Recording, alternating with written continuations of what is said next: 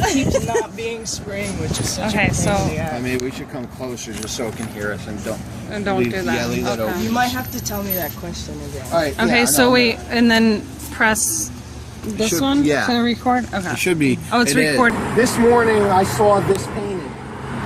This morning I saw this painted on the way to Albany. I saw this child on the wall with flames beneath it. I saw this child on the wall with flames beneath it beside a church.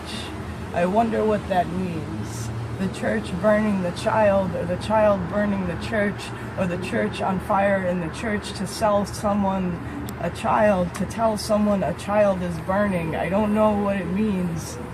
I think sometimes symbols sit there and ask you for something. Sometimes symbols sit there and ask for nothing, and sometimes that feels worse. I know a dance for every weather. And this is my favorite. The dance of the cold is maybe coughing, or the dance of the cold is going inside, or the dance of the cold is going outside, remembering that inside is something you can go to. Not everyone can go to. Sometimes the dance of the cold is leaving and going to summer. Sometimes the dance of the cold is summer coming to you. I think the dance of the cold is meaning to leave, stepping back and forth, stepping in and out, and letting the cold come, believing that there will be something more someday, and leaving it there. Who grows up in reverse? The history grows up in reverse. The people that already died.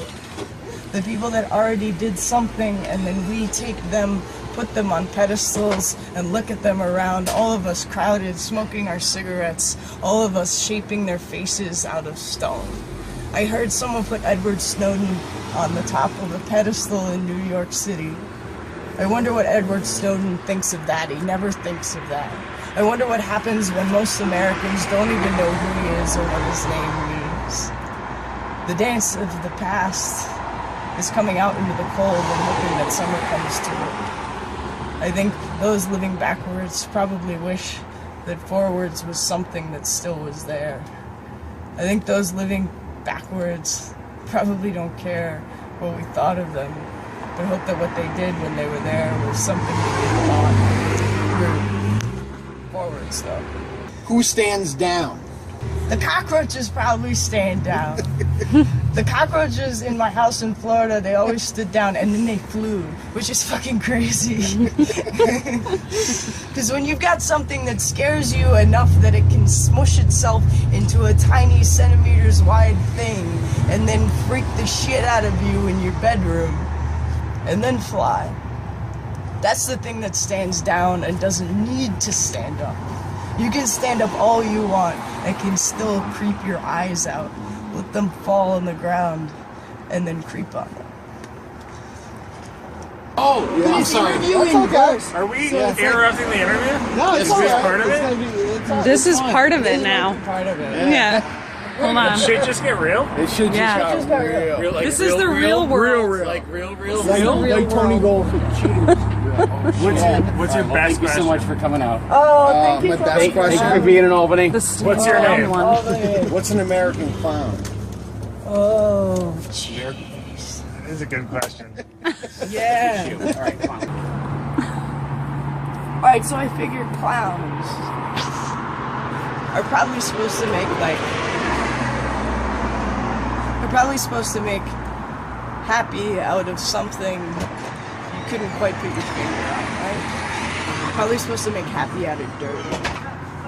I think the American clowns are those in small towns sitting on the sidewalks. I think the American clowns are the ones who never quite left but know the streets so well that they can direct you to every traffic light, every stop sign, every corner store.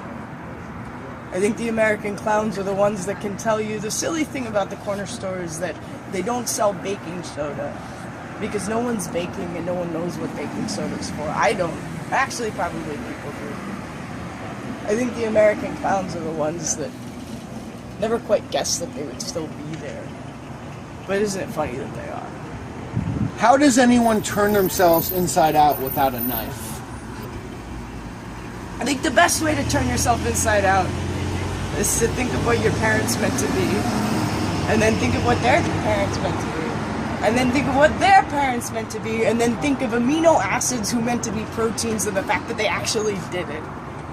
They actually did it. Everyone who came to be you actually did something they were supposed to do. They actually did something that made you. So there's nothing you can do to erase that. You're living and dying, and that is perfect, and that is absolute, and that is something. So why not be that, right?